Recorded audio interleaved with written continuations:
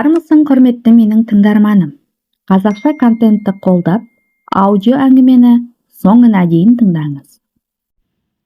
Мен оны отбасынан ажыратып алған жоқпын.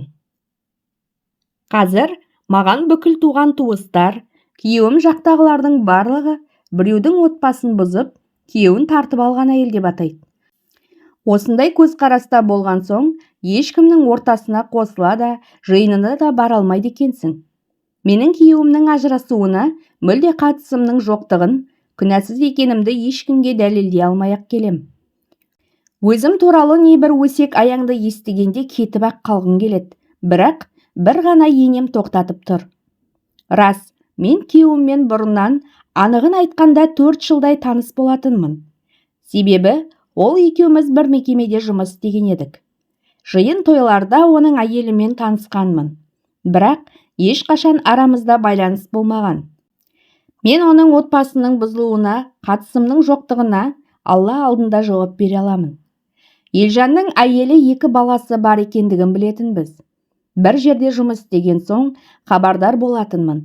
Бірақ оның ажырасқалы жүргенін, әйелімен арада жиі ұрыс-керіс болатынынан хабарсыз едім. Елжан ажырасып кетіпті деген сөз шыққанда ғана білдік. Ұжым болған соң мұндай әңгіме болары да белгілі. Сол сөз шыққаннан кейін ұмытылып та кеткен. 6-7 айдай уақыт өткенде, жайшылықта сыпайы амандасудан артыққа бармайтын Елжан, кешкісін қайтар уақытта кабинеттес қыз екеумізді кафеге шақырды. Туған күні болатын. Кішігірім отырысымыз бар еді, жүрсеңдерші деген. Жұмыстан тағы да 1-2 жігіт қосылды. Келіншектері жолдастарының 2-3 кепті. Әжептәуір отырыс болды. Көңілді қайттық. Маған ұнағаны, Елжан спиртті ішімдікті мүлдем татып алмайды екен. Орталарына да сыйлы екендігін байқадым. Үйге дейін өзі де шығарып салды. Ол кезде менде бөтен ой болмаған. Тек осындай жақсы жігіттің ажырасқандығы өкінішті деп қана ойладым. Содан кейін біз Елжан екеуміз жұмыста да былайша көз түйісіп қала бердік. Ол жайлап маған сырын ашатын болды. 2 баласын сағынатынын, бірақ әйелінің көрсеткісі келмейтінін, жар таңдауда өзі қателескендігін, жігіттермен еріп бір көргеннен алып қаша салғандығын айтып берген. Бір жақсысы, әйелін жамандамайтын.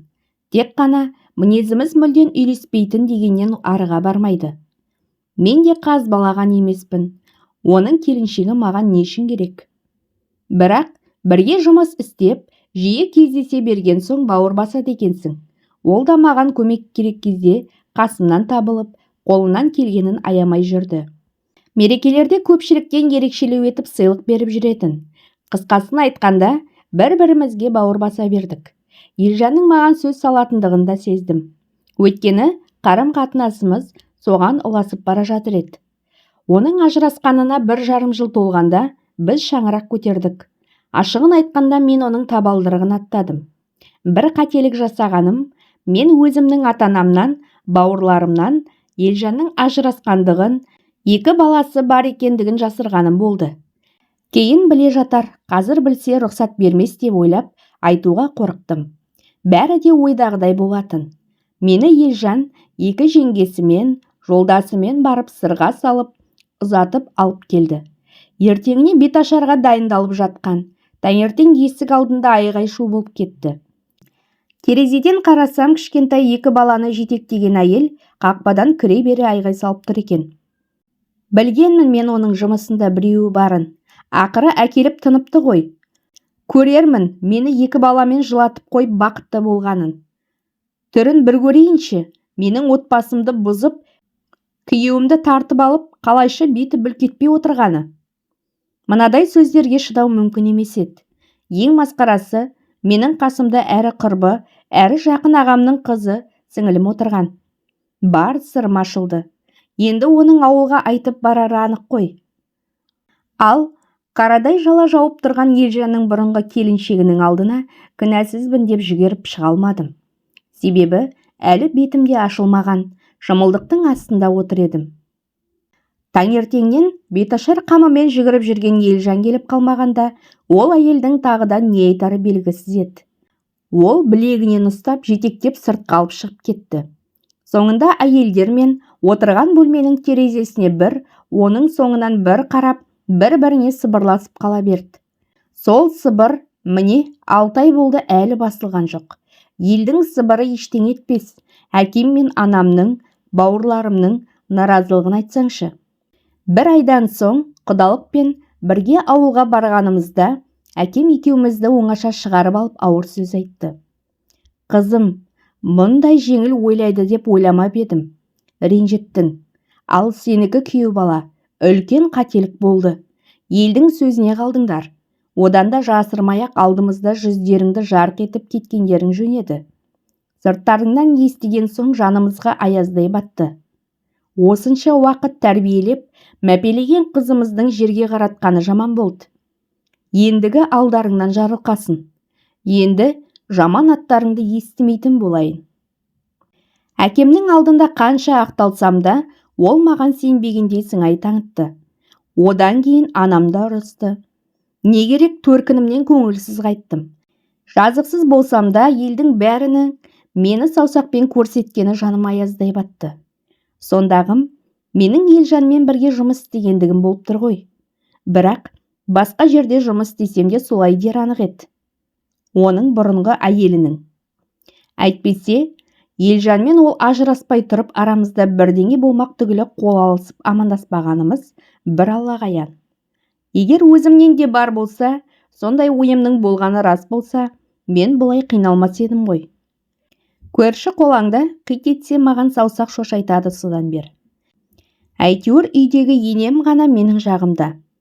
Маған сенеді, баласының да бұрынғы әйелі мен 2 баласының алдында күнә жасамағанын да біледі. Балам, айтатын ауыз айта берсін, қайтесің, соған бола жүйкеңді жұқартып. Бір күндері өздері де ұмытады, Алланың көзі тура болсын деп жайландырып қояды. Ол кісі де отыра қалып бұрынғы келінін жамандаған емес. Ол туралы бір жаман сөз де айтқан жоқ. Оның да бар айтқаны, мінездері үйлеспеді, қайтеміз. Жұрттың бәріне мен туралы өте жайсыз ой қалдырған Елжанның бұрынғы әйелінің ойы не болды екен? Ол жағы маған белгісіз. Болжайтыным, жақсы жігіттен қызбалықпен кетіп, ендігі өкінетін сыңайлы.